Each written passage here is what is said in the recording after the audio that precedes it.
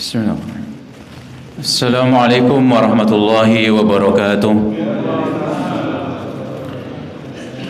Alhamdulillahilladzi arsala rasulahu bil huda wa dinil haqqi liyudhhirahu 'ala ad-dini kullihi wa kafa billahi shahida. Wa asyhadu an la ilaha illallah wahdahu la syarika la iqraran bihi wa tauhidan. Wa asyhadu anna Muhammadan 'abduhu wa rasuluh la nabiyya wa la rasula ba'dah. Allahumma salli wa sallim wa barik ala nabiyyina Muhammadin wa ala alihi wa ashabihi wa man sara ala nahjihi wa taba'a sunnatahu ila yaumiddin, thumma amma ba'd.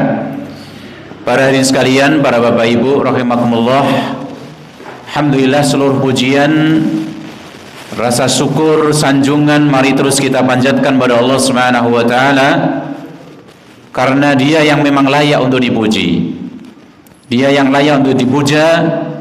Demikian juga Dia layak untuk kita syukuri, karena semua nikmat yang ada pada kita, baik itu yang kita anggap nikmat yang kecil maupun yang besar, nikmat yang lahir maupun yang batin, semuanya berasal dari Dia Subhanahu wa ta'ala. Dan termasuk di antara nikmat Allah yang besar, pada kesempatan malam hari ini alhamdulillah kita dimudahkan kembali untuk berjumpa di majelis yang mulia ini untuk belajar bersama ngangsu kawruh terkait dengan sebagian dari ajaran Islam, dan juga kita bisa saling memberikan tausiah, nasihat-menasihati dalam kesabaran dan juga dalam kebenaran, yang merupakan salah satu di antara syarat supaya orang menjadi orang yang beruntung, tidak rugi baik di dunia dan juga di akhirat. Salat berikut salam semoga tercurahkan kepada Nabi kita Muhammad sallallahu alaihi wasallam, para sahabatnya yang mulia, berikut kepada seluruh umat Nabi Muhammad sallallahu alaihi wasallam, umat Islam sampai nanti yaumul qiyamah. Amin. Para bapak ibu sekalian, melanjutkan apa yang menjadi bahasan kita, yaitu tentang masalah adab-adab dalam Islam yang kita dulu sebulan yang lalu, ya ini cukup lama ini sebulannya Pak, karena 5 pekan ya Pak ya, kita masuk pada bahasan tentang masalah adab dalam berkata-kata. Sudah selesai Pak? Tentang nomor berapa Pak sampai? Terakhir apa Pak? Gak ada catatannya. Oke, iya Pak, betul Pak. Baik. Kemudian juga di antara adab yang lain, ya, adab dalam berkata-kata, yaitu tidak boleh merasa paling hebat. Ya, sudah itu ya Pak ya. Yang kita ulang sedikit karena nanti kita lanjutkan dengan adab-adab kaitannya dengan menerima tamu. Itu tidak boleh merasa hebat, lebih hebat dibandingkan orang lain dalam pembicaraan kita. Ya, sebagaimana hadis yang disebutkan oleh Nabi dalam riwayat Imam Muslim, ya, bahwasanya Rasulullah mengatakan, dzata yaumin fi khutbatihi, beliau menyampaikan dalam khutbah beliau, salah satu khutbah beliau katakan, wa innallaha auha ilayya, dan sungguhnya Allah Subhanahu wa taala mewahyukan kepada saya, berikan wahyu kepada saya, antawadu, ya, supaya kalian itu tawadu, ya, saling rendah hati, hatta la yafkhara ahadun ala ahadin, sehingga satu orang itu tidak membanggakan dirinya, ya, karena kemuliaannya, karena kehebatannya, karena jabatannya, karena keturunannya, ya, dibandingkan orang yang lainnya, ya. Wala yabghi ahadun ala ahadin, demikian juga supaya satu orang dengan yang lain tidak berlaku aniaya, tidak berbuat dolim dengan orang yang lainnya, ya. Ini para bapak sekalian yang rahmati Allah Subhanahu wa taala, ya, anjuran dari Nabi Muhammad sallallahu alaihi wasallam, ya, supaya kita terus dengan bertambahnya ilmu kita, ya, dengan bertambahnya pengetahuan kita, demikian juga tambah umur kita, ya, tambah bilangannya maksudnya, supaya kita itu menjadi pribadi yang lebih tawadu, menjadi pribadi yang lebih rendah hati, adab asor dengan para hamba Allah Subhanahu wa ta'ala. Dan hendaknya kita lakukan ini lillahi ta'ala, karena mengharapkan ridho Allah Subhanahu wa taala. Kita tawadu, kita rendah hati pada orang lain itu karena Allah, mengharapkan ridhonya Allah Subhanahu wa taala, yang dengan ini Allah Subhanahu wa taala balas dengan yaitu apa? Dengan Allah Subhanahu wa taala tinggikan derajat orang tersebut di sisi Allah Subhanahu wa taala, di surganya Allah Subhanahu wa taala. Wa ma tawadu ahadun lillahi illa rafa'allah. Tidaklah seorang itu dia tawadu karena Allah Subhanahu wa taala kecuali Allah akan meninggikan derajatnya. Itu yang kita harapkan, ketinggian derajat kita di sisi Allah Subhanahu wa taala. Dari hadis ini para bapak sekalian ada faedahnya yang bisa kita petik. Yang pertama, anjuran untuk tawadu, anjuran untuk rendah hati terhadap manusia, terhadap orang lain dalam pembicaraan kita. Ya, dalam pembicaraan kita. Kita tidak membanggakan diri kita sendiri, menyombongkan diri kita sendiri ketika kita berbicara kepada orang yang lain. Yang kedua adalah peringatan dari berlaku zalim, berlaku aniaya pada orang lain, baik zalim dengan ucapan kita maupun yang lainnya tentu saja, dengan perbuatan, dengan mengambil harta orang lain itu juga termasuk, karena Rasulullah mengatakan bahwasanya kezaliman itu dzulumatun yaumal qiyamah. Kezaliman itu adalah kegelapan nanti pada hari kiamat, sejak dari kubur sampai di padang mahsyar nanti orang yang akan mendapatkan kegelapan kalau dia berlaku zalim pada orang lain. Oleh karena itu, ini peringatan bagi kita semuanya. Kita diajari, kita semakin tambah belajar ajaran Islam, kita harus semakin menempatkan orang lain, ahlul la ilaha illallah, itu pada tempat yang tinggi. Kita semakin menghormati orang lain, kita semakin menjaga mereka supaya kita tidak berlaku zalim kepada mereka. Dan ini yang diajarkan kepada kita. Semakin kita tahu ajaran Islam, kita akan semakin menghormati, banyak memuliakan manusia yang sudah mengucapkan la ilaha illallah. Karena mereka memang punya kedudukan yang tinggi di sisi Allah Subhanahu wa taala dengan kalimat tauhid tersebut. Kemudian yang ketiga adalah peringatan dari iftikhar bin nafs. Yaitu apa? Yaitu tadi membanggakan diri sendiri. Walaupun sehebat apapun kita, walaupun setinggi apapun kedudukan kita, sebanyak apapun ilmu kita dan juga amal kita, kita tetap seorang hamba yang dhaif di hadapan Allah Subhanahu wa taala. Kita fakir di hadapan Allah. Oleh karena itu tidak layak kita kemudian membanggakan, menyombongkan diri kita sendiri. Kalau kita ada kelebihan baik dari sisi ilmu kita, dia dititipi ilmu itu sedikit tok. Enggak ada seberapanya. Kita juga dititipi harta juga sedikit juga. Sebanyak apapun tetap sedikit dibandingkan kekayaan Allah Subhanahu wa taala yang ada di sisi Allah Subhanahu wa taala. Amal kita juga kalau kita anggap sudah banyak, hakikatnya sedikit dibandingkan orang-orang zaman dulu.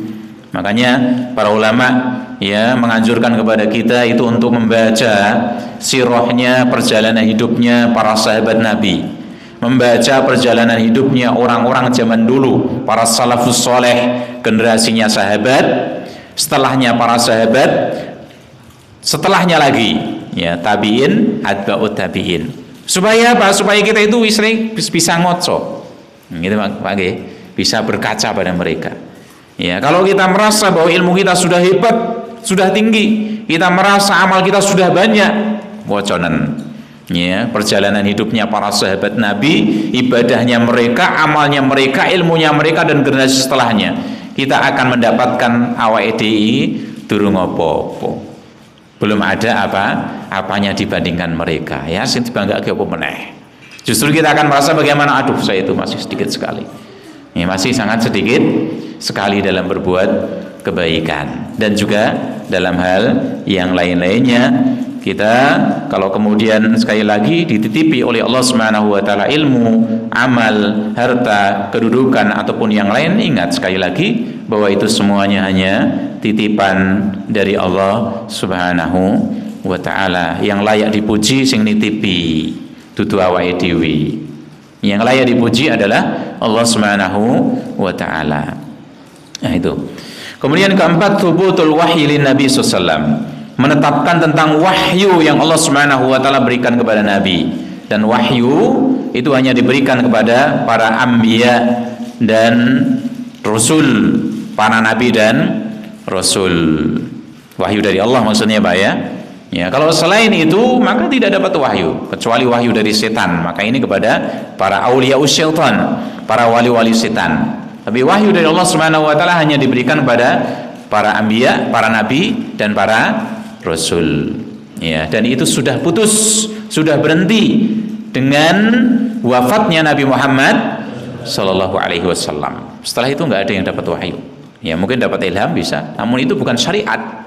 Ya, orang dapat ya, pengetahuan tentang ya agama ini setelah membaca ayat Al-Qur'an, membaca hadis Nabi, mendapatkan penjelasan dari para ulama, dia dapatkan ya beristinbat, mengambil hukum dari sebuah ayat atau hadis. Itu bukan wahyu, itu adalah ya taufik dari Allah, ilham dari Allah Subhanahu wa taala, sehingga dia mendapatkan ilmu dari Al-Qur'an dan dari hadis Nabi Muhammad sallallahu alaihi wasallam. Makanya ketika orang bertakwa, orang berilmu kemudian takwa sama Allah, Allah katakan wattaqullah wa yu'allimukumullah, dan bertakwalah pada Allah, Allah akan memberikan ilmu kepada kalian. Ya, dimudahkan Pak. Itu Pak. Nah, kemudian juga di antara hal yang tidak boleh kita lakukan dalam berkata adalah adamut tanabus bil alqab. Tidak boleh memanggil orang lain satu dengan yang lain dengan julukan-julukan yang buruk. Ya, julukan-julukan sing elek. Nah, ini kadang-kadang saking akrabe, kadang-kadang kita itu sok ngasih julukan koncone dengan julukan sing elek. Gitu, Pak. Bener mboten? Wis akrab kok. Nggih. Kayak jeneng opo gitu kan. Truk petruk ya kadang-kadang gitu Pak ya, betul Pak ya. Blok goblok kadang-kadang gitu. Ini tidak selayaknya gitu ya. Walaupun sudah akrab gitu ya. Walaupun sudah akrab, ambah nom biane pasti le pancen bodoh tenan gitu kan. Ya, pancen bodoh tenan gitu ya. Zaman dulu kadang-kadang kayak gitu ya, sama Pak Guru zaman dulu Pak ya, sering ngasih julukan itu ya. Teman saya itu ada yang macam-macam dikasih julukan sama gurunya, kayak jeneng Togok, kasih jeneng Tumo Katok, lah macam-macam ya, apalagi Bilung, terus apalagi itu sing satunya itu sing kancane Bilung itu siapa Pak, yang wedok itu Limbo. Itu betul saya ingat ya, orangnya kayak gini itu, wanita kayak gini hitam gitu, dikasih nama Limbo sama guru saya zaman dulu. Nah, itu tentu tidak selayaknya. Bapak ibu ya zaman biyen ya apa-apa karo Pak guru manut tok. Nggih, bener Pak ya. Dikeplak gurune lapor ke bapak tambah ya mana. Ya zaman dulu gitu ya.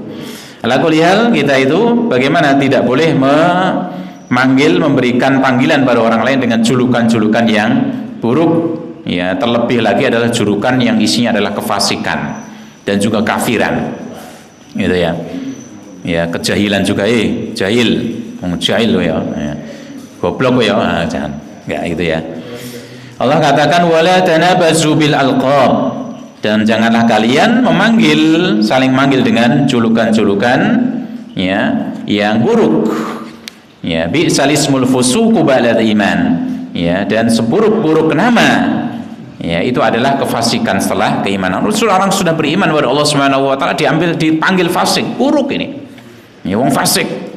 Ya, pendosa kamu ya, dan sebagainya. Ya, ini adalah sebuah hal yang dilarang dalam ajaran Islam. Nah, dari sini para bapak sekalian yang dirahmati Allah Subhanahu wa taala, bisa diambil faedahnya, ya tidak boleh untuk memberikan julukan penghinaan dengan lakop-lakop yang buruk, julukan-julukan yang buruk antara sama kaum muslimin. Karena sekali lagi setiap muslim itu diperintahkan untuk saling memuliakan, menghormati, dan yang diajarkan kepada kita. Ya, semakin orang paham dengan Islam, dia akan paham seperti itu. Ya, dia akan semakin betul-betul menjaga kehormatan kaum muslimin. Ya, kalau tidak seperti itu, tambah ilmunya tapi semakin merendahkan kaum muslimin, dipertanyakan ilmunya. Ditakoke, iki ilmu ini bener apa ora to jane. Itu Pak ya. Itu yang jadi patokan, gitu Pak ya. Kemudian yang kedua, takrirul ukhuwah al-islamiyah wa wujubu tahqiqiha bil qawli wal amal. Itu tentang masalah ya persaudaraan dalam Islam dan kewajiban untuk mewujudkannya dengan perkataan dan juga perbuatan. Di antaranya tidak memberikan julukan-julukan sing elek pada orang lain. Ini dalam rangka mewujudkan persatuan kaum muslimin. Ya, ben do guyub, ben rukun. Dimanapun itu. Di masyarakat juga demikian. Makanya ada perangkat-perangkat yang sudah ada itu. Yang Pak RT ini, yang Pak RW ini, ada lagi apa lagi Pak? Pak Bayan, Pak Lurah ya, wonten niki Pak Lurah. Ya, ini kan dalam rangka apa? Dalam rangka mewujudkan guyub, ben do guyub, ben rukun. Oh itu penak sing dadi apa namanya? Poro-porone penak. Yang do gejekan, do cerah, kuwi sing mumet. Siapa Pak? Ya sing cerah ya mumet, sing dadi poro-porone ya luweh mumet wis gantenonen aku kowe. Sing ngene gitu. Itu ya. Kemudian yang ketiga, kamalus syariatil islamiyah, sempurnanya syariat Islam. Kenapa demikian? Lisi'atiha syatamanahil hayah. Karena keluasannya itu mencakup hal-hal yang ya sisi-sisi kehidupan kita.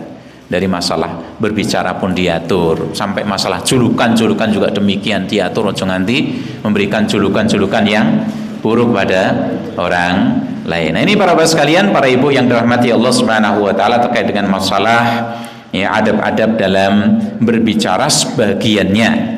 Ini termasuk di antara yang penting-pentingnya disampaikan oleh Syekh di sini, Syekh Wahid Abdul Salam Bali hafizallahu taala. Dan kemudian kita akan membahas yang berikutnya adalah adab dhiyafah, adab dalam menerima tamu. Ya, adab dalam menerima tamu. Karena kita juga bertamu kadang-kadang, demikian juga kadang-kadang ditamoni. Ya, ada juga yang sering ditamoni, cuman sing di warung, nggih Pak nggih. Tapi bayar. Ditamoni tapi bayar kalau itu. Nah, itu bukan, kalau itu jajan kalau itu ya.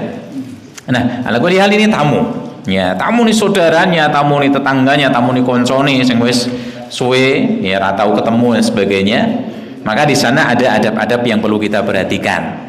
Karena memang juga ketika orang menerima tamu, dia betul-betul menghormati tamu, memuliakan tamu, dia juga bisa mendapatkan pahala dari sana. Bisa mendapatkan ridho Allah Subhanahu wa taala dari memuliakan tamu. Kan itu ya. Nah, yang pertama di antara adabnya adalah yen wis ngai kabar wonge arep teko, aku arep namu ning omahmu Mas. Oh iya siap. Suwe ra ketemu aja lali oleh-oleh malah gitu ya. Ya. Adalah bagaimana yang pertama fathul babi qabla wusuli dhaif. Yen wis ngai kabar sedulure aja meneh kok adoh. Suwe ra mulih, suwe ra ketemu. Maka bagaimana fathul bab?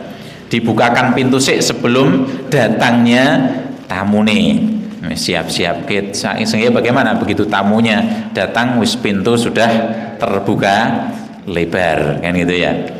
Nah, ini sebagaimana Allah Subhanahu wa taala katakan dalam surat Az-Zumar. Ini cerita tentang apa?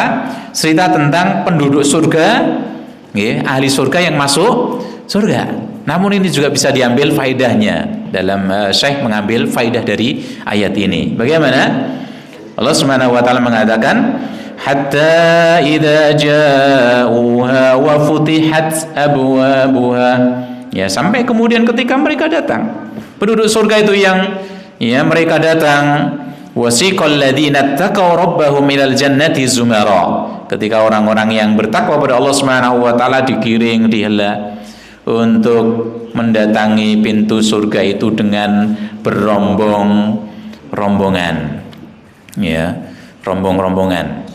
Berarti tidak berdelik-delik dhewean mlebu surga, tapi bareng rombongan itu. Ya, dan yang menjadi harapan besar bagi kita, maka Imam Nawawi menyebutkan juga dalam bab rojaknya itu, bab tentang harapan, ya di hadis dan ayat tentang masalah harapan itu. Ya, di sana juga disebutkan bagaimana Rasulullah menyebutkan atardawna, apakah kalian ridho kalau kalian itu menjadi seperempatnya penduduk surga? Maka itu Pak, seperempatnya akeh. Ya, maka para sahabat mengatakan, "Na'am, tentu saja ya Rasulullah, kami ridha." Ya, ridhokah kalian kalau kalian menjadi sepertiga dari penduduk surga? Kalau yakeh timbang seperempat. Ya, ridho enggak? Ridho. Nah, kemudian Rasul mengatakan, bahkan saya berharap kalian nanti, ya, kaum muslimin, umatnya Nabi Muhammad SAW itu menjadi setengahnya penduduk surga, luwih akeh meneh. Dan bahkan di hadis yang lain disebutkan bahwasanya nanti di surga itu kalau di soft-soft ke, di baris-baris ke, itu ada 120 soft. Ya, penduduk surganya. Jumlahnya berapa? Walam.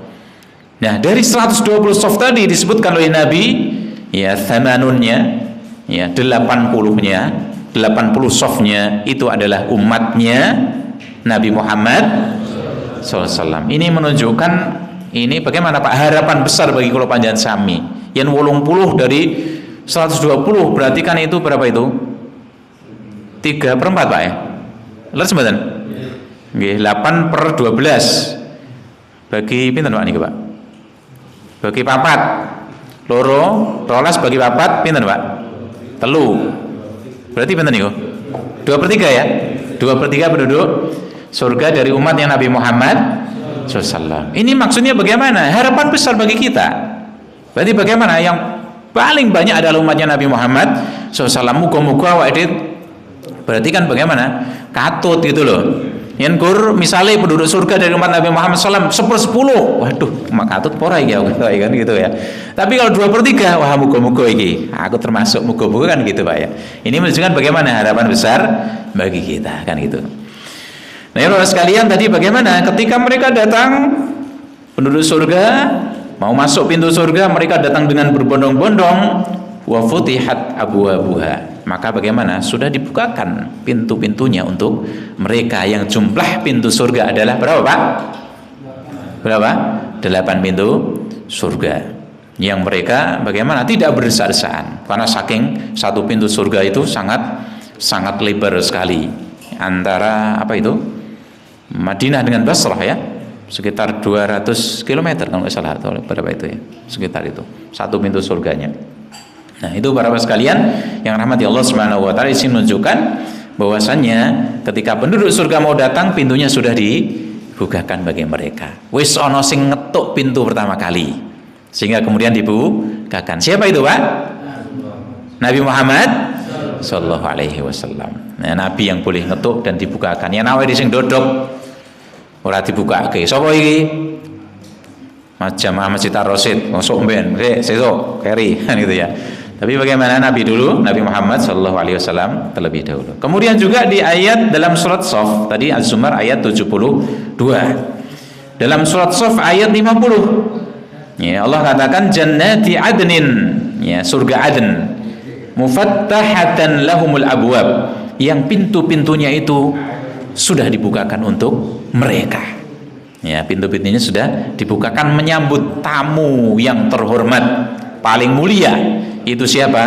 Para penduduk surga. Wis dibukake pintu-pintunya. Ya, semoga Allah Subhanahu wa taala memberikan, ya, kemudahan bagi kita semuanya, memberikan anugerah kepada kita semuanya untuk bisa masuk dalam surganya yang penuh dengan kenikmatan. Amin. Nah, para sekalian yang rahmati Allah Subhanahu wa taala, dari dua ayat ini, ya, ada hal yang bisa dipetik faidahnya. Ya, yang pertama apa? Azimu ikramillahi li ibadihil mu'minin. Besarnya, ya, kemuliaan yang Allah Subhanahu wa taala berikan kepada para hambanya yang mukmin, iso mlebu surga. Ya, meskipun amalnya bisa jadi kurang, kan itu. Ya kan? Namun dengan kemuliaan Allah Subhanahu wa taala, Allah muliakan kaum muslimin. Ya, Allah Subhanahu wa taala muliakan orang yang beriman meskipun amal mereka bisa jadi kurang, Allah maafkan. Ya, ini yang namanya maghfirah, tajawuz, sing kurang dimaafke, sing salah dimaafke sama Allah, dosa-dosanya dimaafkan sama Allah Subhanahu wa taala. Sampai-sampai dalam hadis riwayat Muslim, bagaimana ada orang-orang dari kaum mukminin dari umat Nabi Muhammad sallallahu alaihi wasallam, Mbak, itu yang datang kepada Allah Subhanahu wa taala di hari kiamat dengan membawa dzunub, dosa-dosa, ka'amtsalil jibal, seperti gunung-gunung, Mbak. Gede napa mboten niku? Gede banget. Tapi bagaimana? Allah Subhanahu wa taala ampuni mereka, Masya Allah. dan itu kita berharap kita termasuk. Ya, kita datang dengan banyak dosa, namun Allah Subhanahu wa taala memaafkan kita. Ya, amin Pak ya. Amin Bu. Yang kedua, taqrirul iman bil jannati wa anna laha abwaban. Ini membenarkan tentang keimanan pada surganya Allah Subhanahu wa taala. Kita yakini Allah Subhanahu wa taala menciptakan surga, ya, yang disediakan bagi orang-orang yang bertakwa, orang-orang yang beriman pada Allah Subhanahu wa taala. Wa anna laha abwaban, dan surga itu punya pintu-pintu. Ya, punya pintu-pintu. Dan diantaranya adalah amalan yang hendaknya kita tidak lupakan, hendaknya kita manfaatkan atau jangan kita tinggalkan. Yaitu apa? Yaitu membaca doa setelah selesai berwudu. Itu apa? Asyhadu an la ilaha illallah wahdahu la syarikalah wa asyhadu anna Muhammadan abduhu wa rasuluh. Semudah itu, Pak. Ya, semudah itu membaca 2 kalimat syahadat setelah selesai berwudu. Maka Rasul mengatakan illa futihat lahu abwabul jannati tsamaniyah yadkhulu min ayyiha syaa. Akan dibukakan pintu-pintu surga yang 8, dia bisa masuk dari pintu manapun yang dia inginkan. Masya Allah, ini menunjukkan bagaimana keutamaan yang besar dari membaca doa setelah selesai berwudu. Wudu ini punya keutamaan, kemudian juga ditutup dengan membaca doa itu. Ya, ini kesempatan, ya, orang bisa masuk dari pintu surga manapun yang dia kehendaki. Oleh karena itu hendaknya ini jangan kita tinggalkan setiap harinya. Kalau panjenengan sami wudu dalam sehari minimal ping pinten, Pak? Minimal ping 5 to nggih. Yen ora 5 ora genep ya ora apa-apa. Coba Bapak, maghrib dengan isya urung batal. Gitu kan itu ya. Apa guru pisan tok?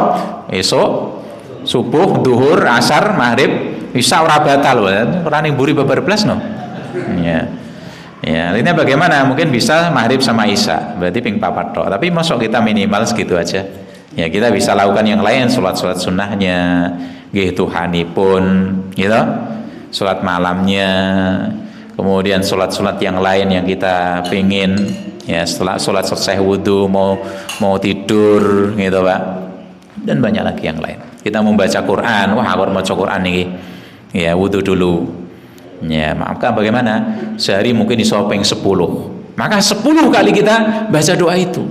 Sehingga kesempatan kita mendapatkan bisa masuk dari 1 dari 8 pintu surga yang kita kehendaki, itu lebih besar kesempatan bagi kita. Ya, semoga Allah Subhanahu wa taala mudahkan ini semuanya bagi kita. Kemudian yang ketiga adalah yang bagi lil mudhif. Ya, hendaknya orang yang menerima tamu ayaftahal bab, dia membukakan pintu qabla wusulid dhaif, sebelum tamunya sampai. Yang kabar iki. Terus mboten? Kalau nggak ngasih kabar kan dodok-dodok mesti. Benar kan? Ya baru dodok-dodok atau mencet, baru kemudian kita bisa bukakan. Tapi kalau sudah ngasih kabar, saya mau datang, mau tamu, silahkan. Suwe ora ketemu. Ya, bukakan pintunya duluan. Dan demikian. Kemudian yang kedua di antara adab dalam menerima tamu adalah itsarud dhaif, ya, wa tafdhiluhu, mendahulukan tamu dan memuliakan mereka, ya, mengutamakan mereka. Ini sebagaimana firman Allah Subhanahu wa taala dalam surat Al-Hasyr ayat 9. Ini ayatnya umum, bercerita tentang orang-orang Ansor, penduduk Ansor, orang yang asli tinggal di kota mana, Pak? Ansor itu aslinya kota Mekah atau kota Madinah? Madinah. Ya, asli sana. Ini Allah Subhanahu wa taala ceritakan bagaimana isi hati mereka. Ini sing ceritake Allah sehingga mesti benarnya. Ini isi hati mereka ini. Isi hatinya orang-orang Ansor. Ya, namun ini juga bisa menunjukkan tentang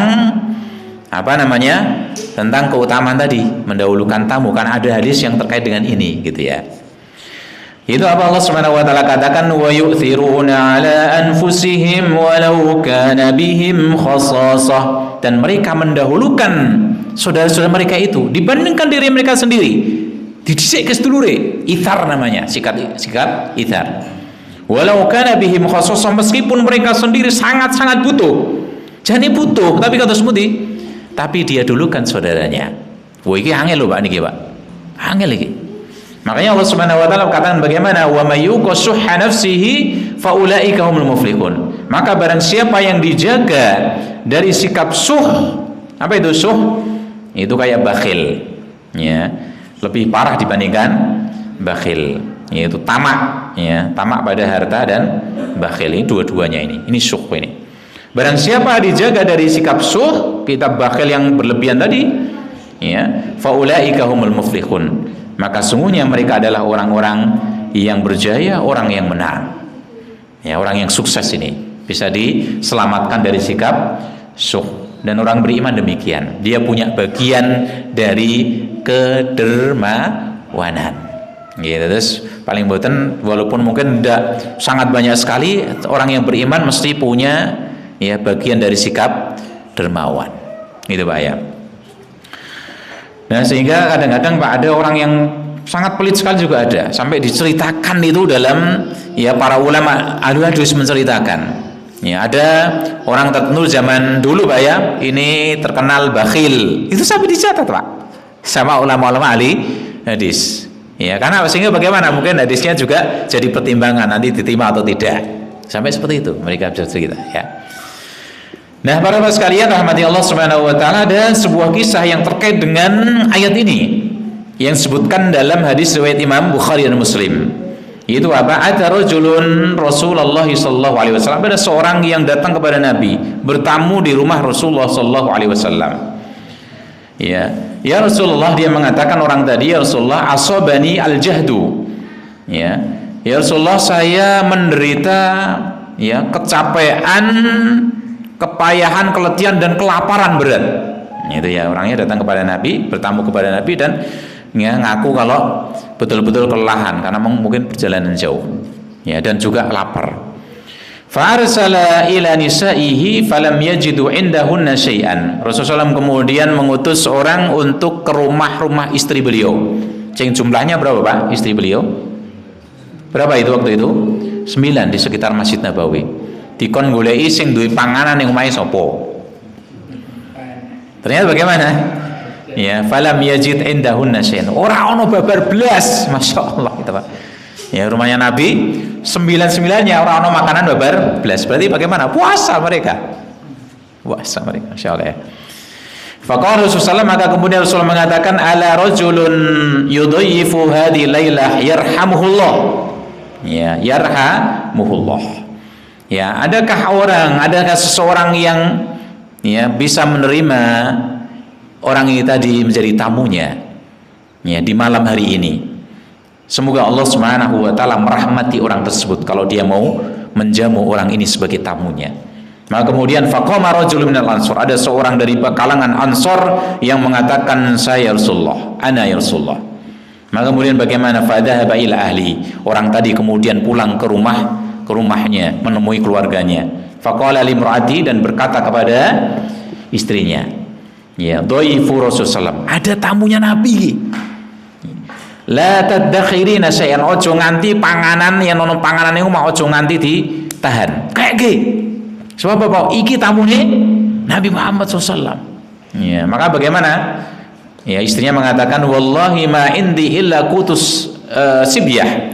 Demi Allah, panganane omah ora ono jane. Iki gerek tersisa panganane kanggo bocah.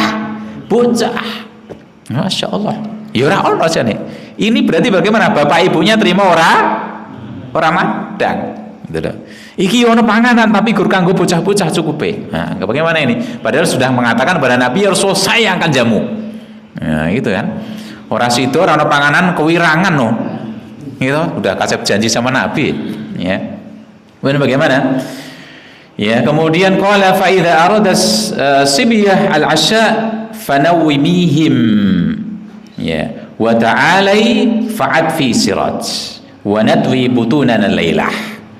Maka kemudian ya suaminya tadi mengatakan, yen bocah-bocah engko arep makan malam, arep sedang ngeleh, arep makan malam, dihibur ben iso turu. Ya, ben tangis esuk ra sedo madang sik gitu ya. Masya Allah, sampai anaknya kalahkan bocah cilik lho Pak. Padahal rewel kan biasanya ya. Di bicarane ben do turu. Ya. Kemudian bagaimana kamu datang juga nanti lampunya ini kan makan malam ini. Ya, kemudian malam lampunya dimatikan, kemudian kita tahan lapar kita malam ini. Ya, fafa'alat. Kemudian bagaimana? Istrinya pun juga istri yang solehah. Ya, kaum muslimin orang yang beriman manut wis bocahe diturukke. Ya. Kemudian bagaimana? Tamunya datang, lampune pateni, etok-etok melu mangan. Ya, wah kancane. Tamune mangan nganti wareg, sing duwe omah klikian nganti esuk gitu ya. Tsumma ghada, kemudian bagaimana? Ghada Rasulullah, kemudian di pagi harinya sudah pagi-pagi orang tadi menghadap Rasulullah. Faqala, maka kemudian Rasulullah sudah dikabari ya berita dari langit tentang kejadian malam itu. Ya, seorangnya ra cerita. Tapi bagaimana? Kejadian apapun yang kaitannya dengan syariat Allah, ada larangan, ada perintah, ada kejadian yang nanti dilarang sama syariat misalnya, walaupun orangnya ora do cerita, orangnya enggak bilang sama Rasulullah, enggak ada yang ngabari, Allah akan tegur itu. Allah akan beritahukan kepada ya Rasulullah sallallahu alaihi wasallam meskipun orang-orang tidak bercerita. Ya, itu ya Pak ya. Bagaimana? Rasul mengatakan laqad ajiballahu aw dhahika min fulanin wa fulanah. Sungguh Allah Subhanahu wa taala takjub ya, atau Allah Subhanahu wa taala tertawa karena si fulan dan si fulanah. Masya Allah, pada orang, pada laki-laki dan juga perempuannya. Artinya menunjukkan bagaimana takjub di sini menunjukkan keridhaan Allah Subhanahu wa taala pada laki-laki tersebut dan pada perempuan tersebut karena ya amal solehnya menjamu tamu tadi. Masya Allah ya. Maka kemudian fa'anzalallahu azza wa jalla wa yu'thiruna ala anfusihim walau kana bihim khasasah, dan mereka mendahulukan orang lain dibandingkan diri mereka sendiri meskipun diri mereka sebenarnya sangat-sangat butuh. Masya Allah. Sudah 8:30, tambah lagi apa sudah ngantuk? Harap ngomong ngantuk ya ora penak. Tambah sedikit ngantuk apa sedikit apa Pak? Oh gitu ya. Baik, sedikit seperempat jam atau setengah jam ya. Seperempat ya 10 tekane gitu aja deh ya. Kemudian kita bisa ambil faidahnya dari ayat dan juga hadis tadi. Yang pertama, fadilatul ithar ala nafsi, keutamaan dari mendahulukan orang lain dibandingkan diri mereka sendiri. Ini para bapak sekalian, tentu ini karena kejadian tadi, karena apa? Tamunya Nabi, Pak, betul kan? Dan ini terjadinya tidak setiap hari. Yang setiap hari anaknya karo bojone dikalahke boleh enggak? Ya enggak no. Itu kewajiban kita loh. Ya kan, betul kan? Ngai apa namanya? Ngasih nafkah anak dan istri itu kewajiban kita.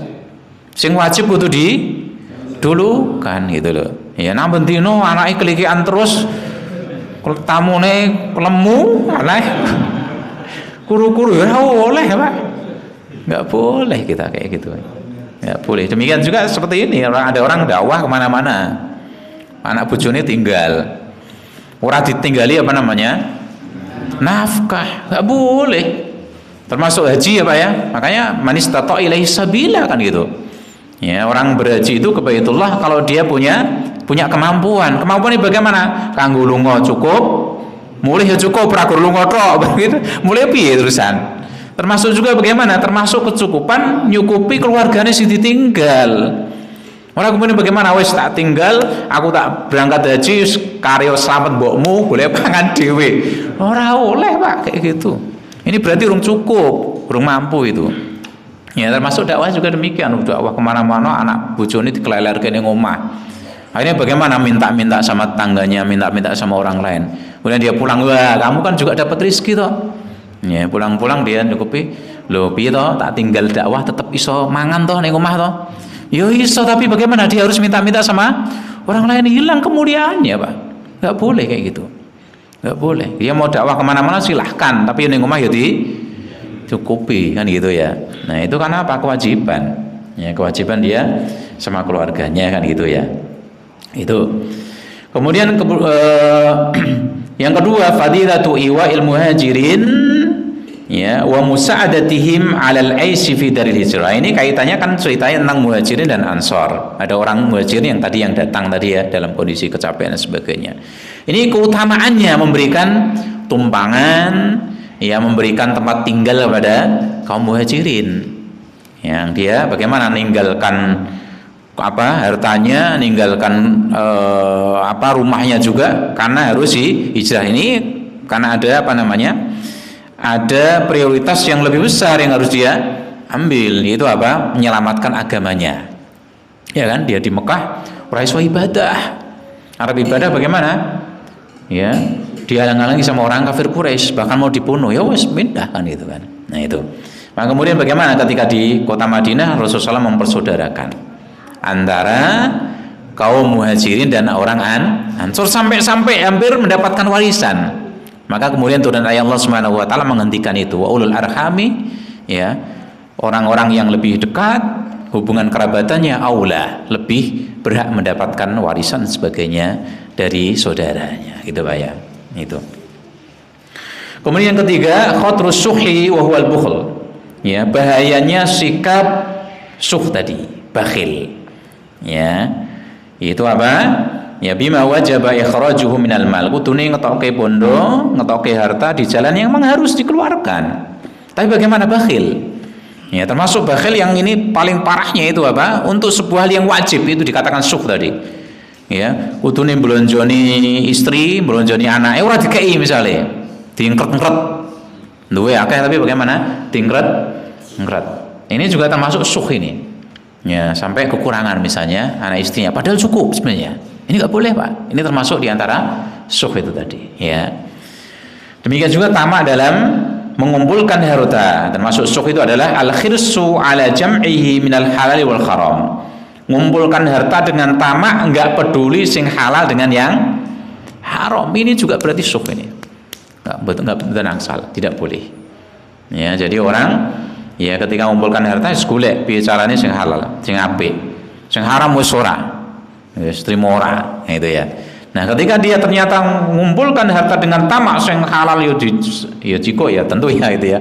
Sing haram juga diembat. Ya, maka bagaimana ini bentuk kebakhilan yang dinamakan juga dengan syuh tadi. Ini enggak boleh, kita harus menjauhinya. Kemudian azimu zuhdin Nabi sallallahu alaihi wasallam. Haitsu lam yajid syai'an fi buyuti nisaihi, ya.